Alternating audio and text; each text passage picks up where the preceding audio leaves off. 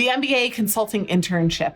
It's the holy grail for many people that are going into their MBA thinking that consulting is where they want to end up, because consulting firms hire a large portion of their class from the internship process, actually larger than full-time, and also because it's a super competitive process, and where you go for your internship, whether it's to MBB or not, will determine whether you are going to get the job that you want in the next cycle as well. So this MBA consulting internship is an all-important, kind of stressful process that you're going to need to be aware of when you join your MBA. I'm Jenny Rae LaRue, the Managing Director of Management Consulted, and I'm a former Bain consultant.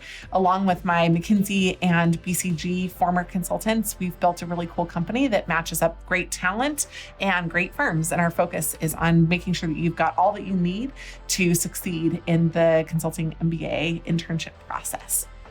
Let me first just walk through the overview of what the process looks like. First of all, different MBA programs have a timeline for when you can start talking to firms. For some of them, day one. Before day one, you can reach out using the alumni network. I actually worked with somebody at one of our target schools 2 years ago, and right when he got his academic offer to join the program, he began reaching out to people. For other schools, they really limit your access to the alumni network and also to the recruiting process until a little bit later in the fall semester, usually after fall break. And at that point, they'll open up the season to talk a little bit about just like what the heck is consulting anyhow, and what is it like to be there. And then they'll dive into some other more advanced stuff like case training. So when the firms start to come on campus is largely dictated by the school's work relationship with them. And so that could be anywhere from the first week of the program in your orientation, or even before if they're going to have access to you through other channels, or it could be somewhere in that kind of fall break period. However, for all the firms, the timing winds up starting in November. So most firms do resume drops in November, and then they release their interview targets in December, and then they interview in January. So those three things, the resume drops, the interview date releases and names, and then finally the actual interviews are all pretty well stacked across the organizations. They're giving offers at the same time and doing everything else as well. Let's just jump back for a second and talk about at a high level, what is a consulting internship and why does it matter to you? Also, what is it not? So first of all, a consulting internship for the MBA level is usually 10 weeks in the summer after the first year of your MBA. And what it is the opportunity to do usually one project with the expectation that you will succeed at the firm. It is for the firm, from the firm's perspective, an opportunity to snag you as a great talent for somebody that they would like to have on board without trying out any other organizations. And the kind of converse to that, what it is not a tryout. The firms are not bringing you on to say, hey, we'll try out a bunch of people and pick the ones that we like. Their predisposition is they want you at the end of the summer. So you don't go in with kind of just a hungry appetite and a willingness to learn. You are in it to win it from the beginning because they are expecting that you're going to perform really well. They, in addition, are going to have this 10-week program be highly structured on other elements, such as getting to know different people in the firm through mixers, such as professional development, having a mentor and some conversations, such as getting insight into what your other interns are working on. So having some kind of job sharing and insight sharing aspects of the work on top of the specific task that you will be assigned. What can you expect to do as a consulting intern? Well, first of all, you can expect to be on one project and one project alone. In fact, at Bain, we really didn't charge for our consulting interns. They were just assigned a small portion of the insight gathering, and our focus was on trying to see if they could deliver something, anything of value. 2 slides would have been miraculous. 5 slides or a whole section, unheard of. So in general, the expectations in terms of final deliverables were really low. In fact, our MBA consulting interns usually performed lower than our undergrads that had been at the firm for 1 year. So it's a ramp up period. It's an opportunity to get to know the process.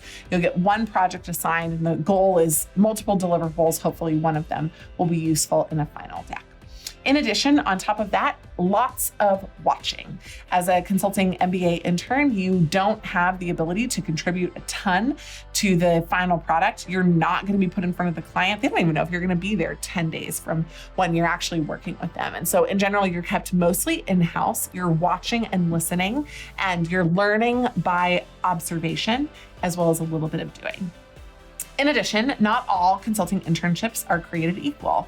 The MBB firms, I remember working with a client a couple of years ago at a top 5 MBA program, and she said it was fascinating. She had a tier 1 firm, a top 3 firm, that had given her an offer, and they sent her as her offer present a bag of popcorn. It was basically, please come work for us. Here's some popcorn. Just like nothing fancy, kind of low key.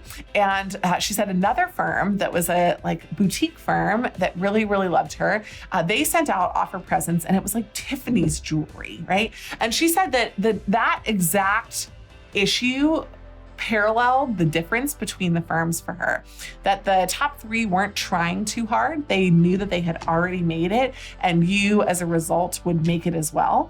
Whereas some of the other firms were trying to gain share, trying to gain favor. And so a Big 4 internship, you're likely to be on the road a lot. You're going to be doing a lot more implementation focused work. You're unlikely to start at the beginning of the project because the projects in general are a lot longer. Whereas for the strategy roles, you might jump in on the middle of a project just because in 10 weeks, not every project is going to start, but it's much more likely that you're going to be involved in the strategy portion of the phase.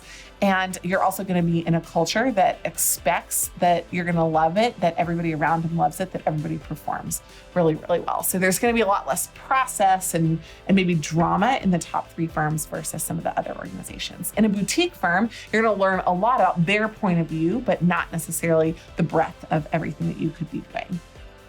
In addition, what programs do consulting firms hire from, and what do you do if they don't hire from yours? Well, consulting firms, like I said, from their perspective, this is an opportunity to snag talent early.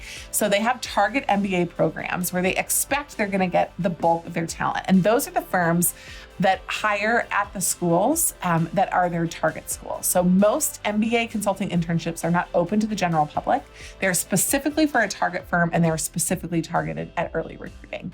Now, if a firm doesn't come to your MBA program, you've actually got, I think, 4 good options for what you can do. Number 1, reach out to alumni. Whether they went there directly or whether they took a circuitous path, the alumni are going to be willing to speak up on your behalf. And if you're a total rock star in your class, they're going to advocate for you. And if it's not going to work out, for sure, the alumni will tell you, and they'll tell you what you should be doing instead of a consulting internship, because there are pathways, if you don't get a consulting internship, to get consulting full-time roles later. Second, your school's Career Center and Career Development Office will often have some unique one-on-one relationships with some consulting firms. So they won't necessarily have a programmatic relationship, but they'll know a couple of people. And so if you are a superstar, they'll pass on just a few names to those organizations. Number 3, you can go to diversity conferences. Diversity conferences are a great way to get your name out there as an affiliate of a diversity group. For example, the National Black Conference or the RAMBA LGBTQ plus conference. If you focus on a lot of those areas, then you'll find people that are interested in hiring folks based on affinity and the MBA, not just at a specific MBA program. And then finally, it's just a little bit of blood, sweat, and tears, kind of old school networking. So if you have a friend of a friend that works at, or an uncle of a friend that works at a consulting firm, reach out to them. The fact that you're a student means that they're going to be a lot more open to having a conversation with you. And that could lead to either advocacy later or even the opportunity to apply for an internship. Overall, getting a consulting MBA internship is no joke. There's a lot to it, and there's more to come in future videos where we're going to tease out some of the ideas of how you dive into breaking down what makes a consulting MBA applicant successful and what doesn't. We hope that you enjoyed this video, and we have a lot more like it, so make sure you subscribe to our channel. We're also at managementconsulted.com and on social. Thanks for watching.